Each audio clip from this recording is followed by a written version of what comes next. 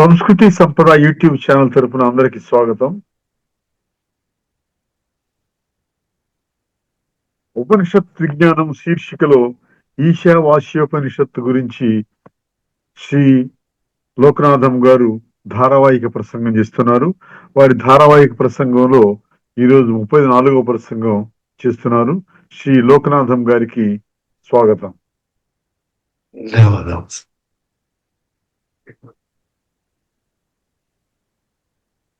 ఓం తత్సత్.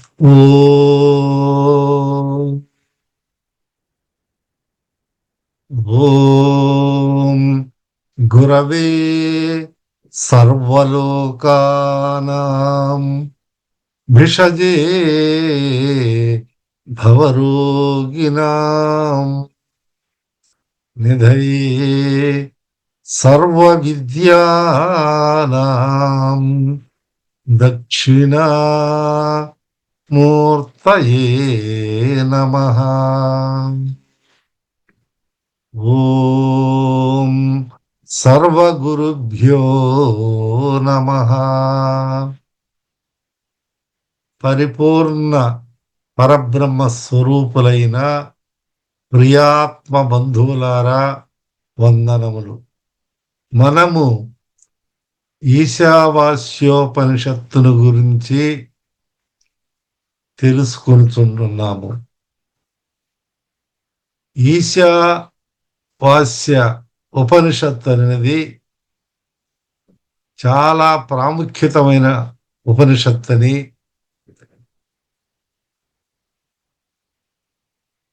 అందరూ కూడా ఈ ఈశావాస్య ఉపనిషత్తులో చాలా నిగూఢమైనటువంటి విషయాలు చెప్పబడినవని మనం తెలుసుకున్నాం. శుక్ల యజుర్వేదములోని వాజసేయ సంహితలోని భాగముల్లో ఉన్నవి. దీనిలో 18 అష్టాదశ మంత్రాలు ఉన్నవని, ఈ ఈశావాస్యోపనిషత్తును దృష్టిలో ఉంచుకునే భగవద్గీత కూడా తదుపరి అర్జునులకు కృష్ణుడు చెప్పాడని మనం తెలుసుకున్నాం. ప్రతి ఉపనిషత్తు ప్రారంభంలో శాంతి పాఠము లేదా శాంతి పాటించుట లేదా జపించుట అది ఒక శిష్టాచారమై ఉన్నది. గురు శిష్యులకు వారిరువురికి శ్రేయస్కరముగాను విధ్వంసపూర్వకమైనటువంటి అభిప్రాయం చేత శాంతి మంత్రాన్ని పఠిస్తారు. ఈ శాంతి మంత్రము వలన త్రివిధ తాపములు కూడా శాంతించబడతాయని ఇది వరకు కూడా మనం తెలుసుకున్నాము. అలాగే ఈ ఈశావాస్యోపనిషత్తులో బృహదారణ్యకోపనిషత్తులో చెప్పబడినటువంటి 5వ అధ్యాయము నుండి శాంతి మంత్రమును గైకొనబడినది. ఆ శాంతి మంత్రం ఏమిటో అనేది ఇప్పుడు మనము తెలుసుకుందాము. ఓం పూర్ణమదః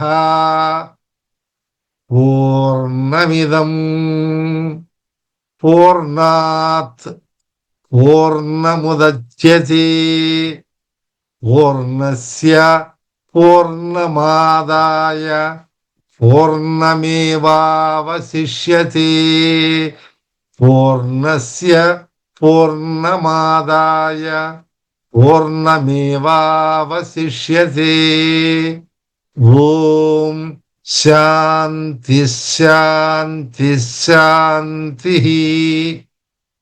అంటే శాంతి, ఓం శాంతి శాంతి శాంతి అని 3 మార్లు చెప్పడం అనేది జరిగింది. శాంతి శాంతి శాంతి అలా చెప్పినప్పుడు ఆ శకారం విడదీసి చెప్పలేదు కాబట్టి శాకు శావుతున్నది కాబట్టి శాంతి శాంతి శాంతి ఆఖరిలో పదము అక్కడ శాంతి అని ఇందులో మనం తెలుసుకుంటున్నాం. అంటే 3 సార్లు శాంతి శాంతి శాంతి అని ముమ్మారులు ముచ్చటగా అంటారే, ఆ విధంగా 3 సార్లు శాంతి మంత్రాన్ని ఉచ్చరిస్తారు. అంటే ఓం అనేది తస్య వాచక ప్రణవ.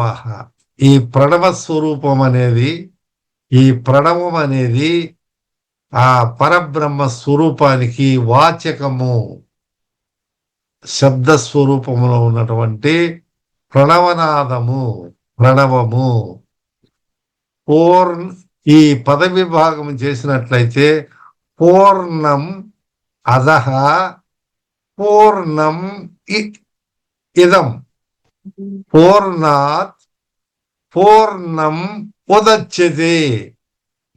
పూర్ణస్య పూర్ణం ఆదాయ పూర్ణం ఏవ అవశిష్యతే అని పద విభాగం మనము చేసుకున్నట్లయితే కొంత సులభంగా అర్థమయ్యేదానికి వీలవుతుంది. కాబట్టి పద విభాగము తెలుసుకునే దాని వల్ల, సంధి సమాసాల వల్ల పదాలు కలిసిపోయినప్పుడు ఒక్కొక్కసారి అర్థం చేసుకునేదానికి కొంత క్లిష్టంగా ఉంది. కాబట్టి పద విభాగం చేసుకున్నట్లయితే అర్థాన్ని మనం బాగా గ్రహించవచ్చు. ఇక్కడ ఓం ఓం తస్య వాచక ప్రణవ అంటే సచ్చిదానంద ఘనమగు ఆ పరబ్రహ్మని, సచ్చిదానంద స్వరూపం. అధః పూర్ణమదః అంటే ఆ పూర్ణం అధః, ఆ శబ్దం అధః అంటే ఇతః, ఇదః అంటే ఇక్కడది. ఆ పరబ్రహ్మము పూర్ణం అంటే సంపూర్ణమైనది అని చెప్తారు కదా, పూర్ణమైనది. కాబట్టి పూర్ణం అంటే ఏ విధంగా అది పూర్ణమైనది? సర్వ విధములా పూర్ణమైనది. అన్ని విధాలుగా కూడా మనము చూసినట్లయితే పూర్ణ స్వరూపమైన పరిపూర్ణమైనది. అందుకనే మనము పరిపూర్ణ పరబ్రహ్మ స్వరూపులని చెప్పుకుంటాం. అంటే ఆ పరబ్రహ్మం ఎప్పుడు కూడా అసంపూర్ణం కాదు, సంపూర్ణమైనది, పరిపూర్ణమైనది, సర్వ విధములా పరిపూర్ణమైనది, నిత్య శుద్ధ బుద్ధ ముక్త స్వరూపమైనది. ఆ పరబ్రహ్మము పూర్ణమైనది. యదః ఇదం ఈ విశ్వము కూడా, ఈ జగత్తు కూడా పూర్ణం పూర్ణమైనదే. ఆ పరబ్రహ్మ పూర్ణమే.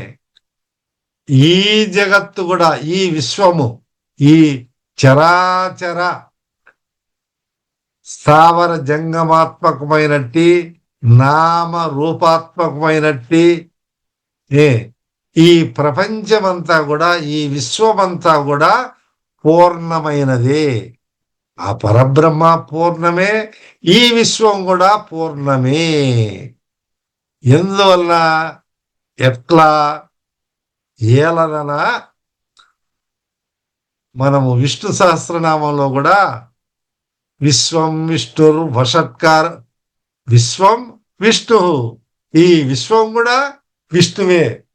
విష్ణువు గాని ఈ విశ్వం అంతా కూడా విష్ణువే అని అక్కడ కూడా చెప్పబడింది. అంటే మనము బాగా తెలుసుకునేదానికి కొన్ని ఉదాహరణలు మనం తెలుసుకుంటే బాగా అవగాహన ఏర్పడుతుంది.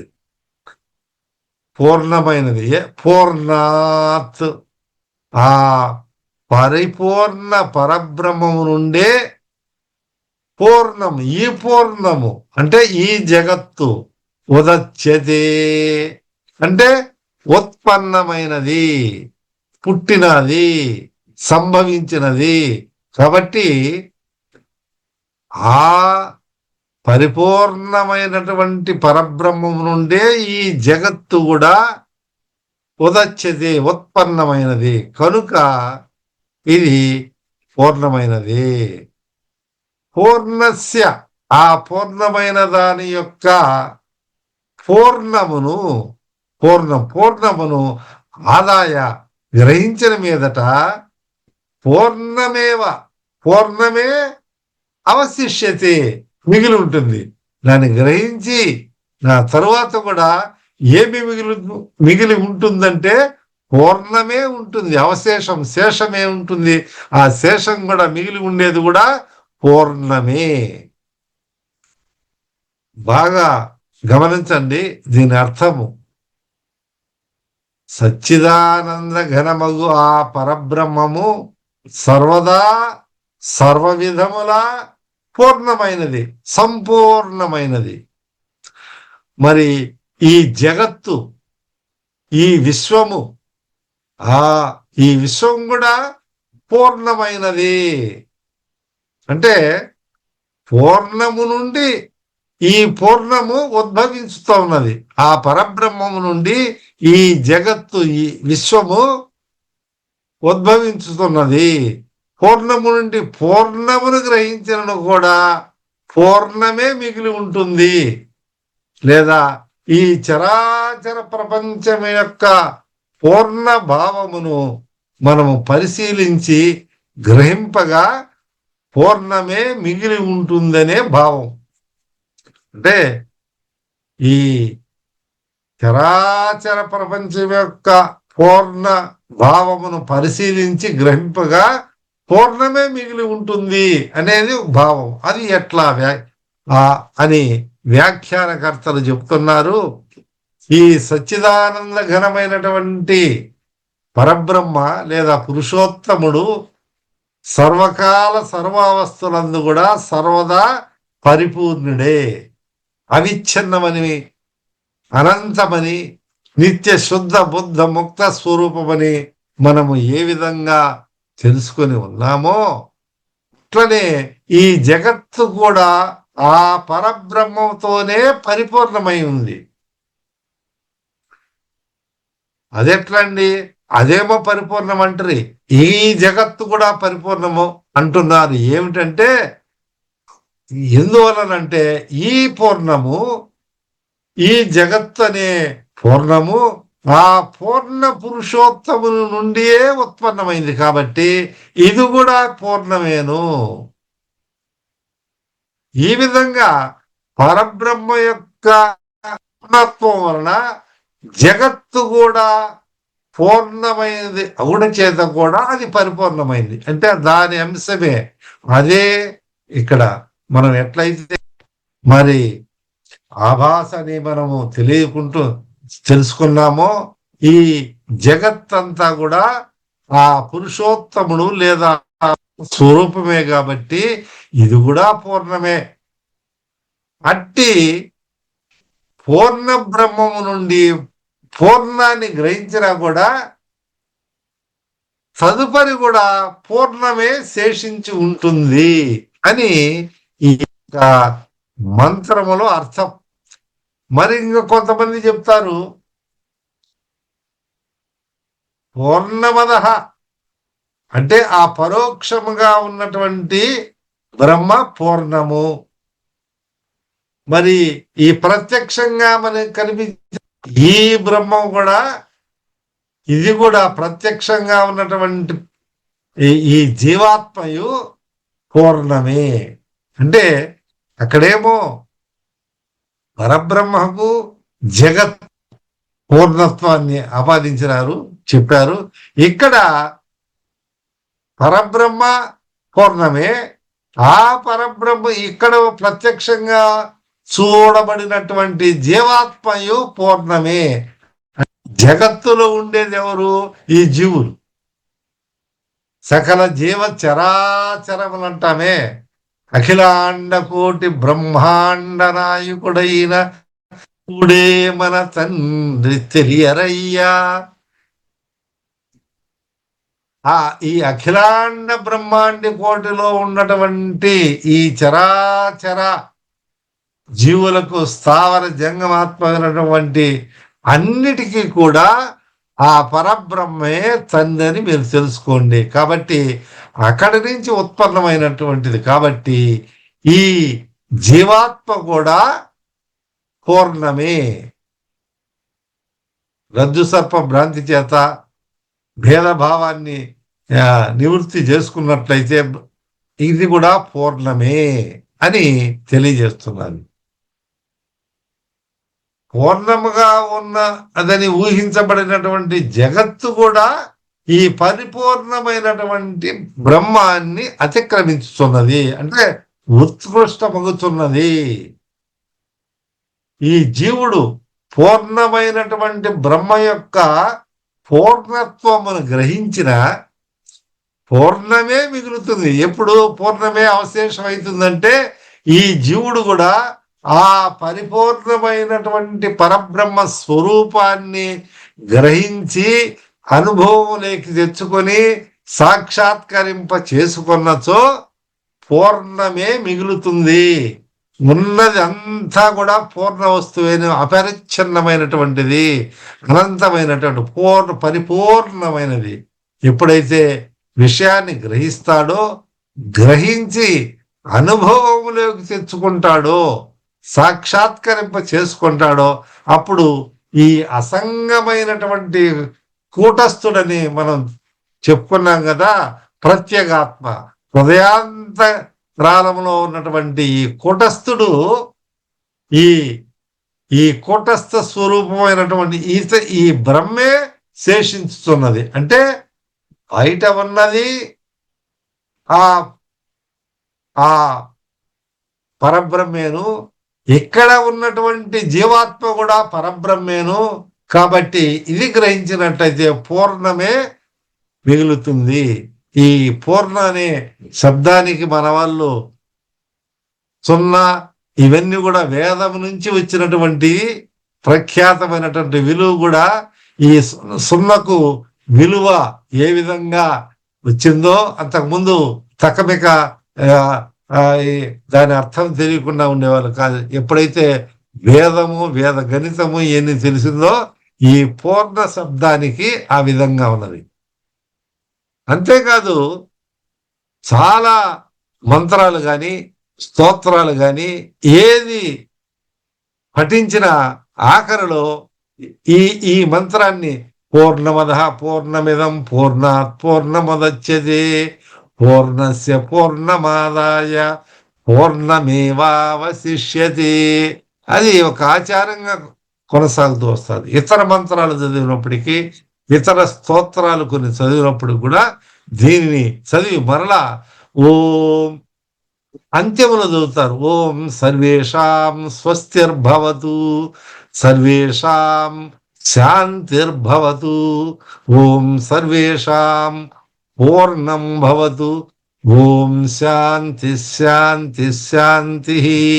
శంభో శివ శివ శివ శివ శివ శివ నారాయణ నారాయణ నారాయణ ఓం.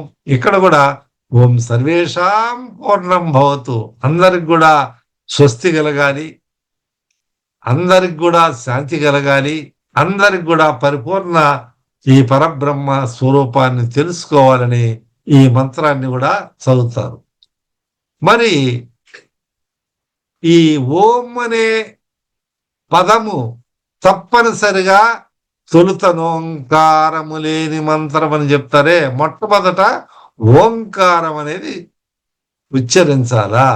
ఆ ఓంకారాన్ని ఎప్పుడైతే ఉచ్చరిస్తాడో అప్పుడు ప్రారంభంలో కానీ మధ్యలో కానీ ఏదైనా దోషాలు ఉంటే ఆ దోషాలను ఈ ఓం అని ఉచ్చరించే దానివల్ల, ప్రణవ శబ్దాన్ని భగవన్మయముగా ఉచ్చరించే దానివల్ల, భగవంత స్వరూపాన్ని భగవంతుని ప్రార్థించినట్లు ఓం అనే భావన చేసిన దానివల్ల ఏదైనా పొరపాట్లు జరిగినట్లయితే, ఏదైనా దోషాలు దొర్లినట్లయితే, ఏదైనా అక్షరాలు సరిగా ఉచ్చరించకపోయినట్లయితే, ఏదైనా అక్షరాలను మింగేసినట్లు ఒక పదము వినిపించి ఒక అక్షరము వినిపించకుండా ఉన్నట్లు జరిగినట్లయితే, ఏదైనా అవాంతరాల వల్ల సక్రమంగా ఉచ్చరించకపోతే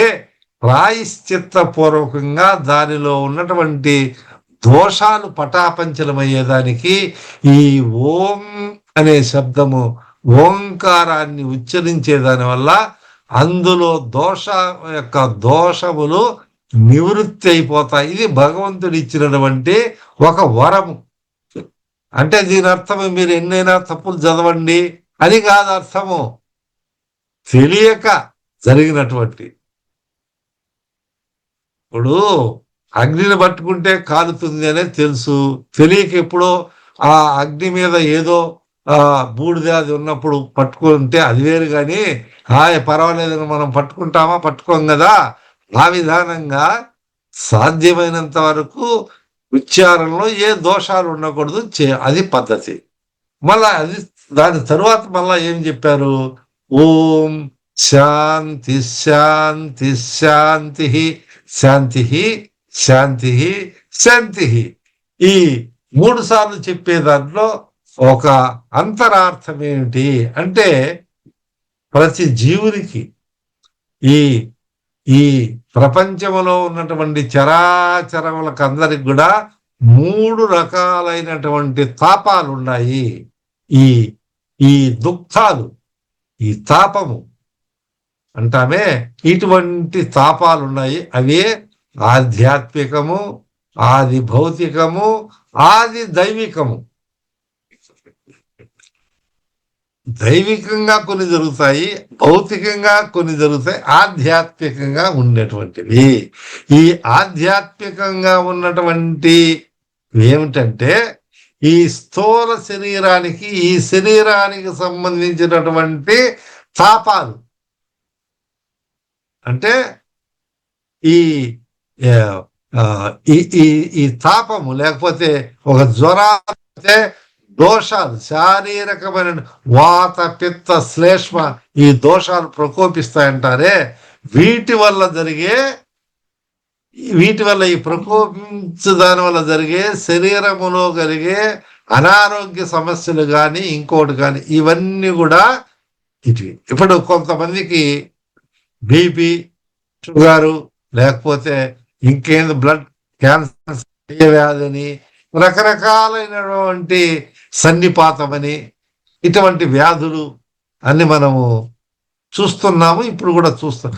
వైకల్యము, మానసిక వైకల్యము, ఇటువంటి ఈ రకరకాలైనటువంటి వ్యాధులు, శరీర రుగ్మతలు, శరీరములో మనము చూసేటువంటి ఈ రుగ్మతలంతా కూడా ఈ వాత పిత్త శ్లేషము, తర్వాత జ్వరము, తర్వాత బీపీ, బ్లడ్ షుగరు, కలర, ఈ వ్యాధులు, రకరకాల మానసిక వ్యాధులు, ఇవన్నీ కూడా ఇది ఆధ్యాత్మిక వ్యాధి, ఆధ్యాత్మికమైనటువంటి. కాబట్టి ఇవన్నీ వీటి నుండి విముక్తి కలిగి మాకు శాంతి లభించుగాక, గురు శిష్యులమైనటువంటి మా ఇద్దరికి శాంతి లభించుగాక అనే ఒక సదుద్దేశంతో చెప్పబడినది ఓం శాంతి అని మొదటిసారి.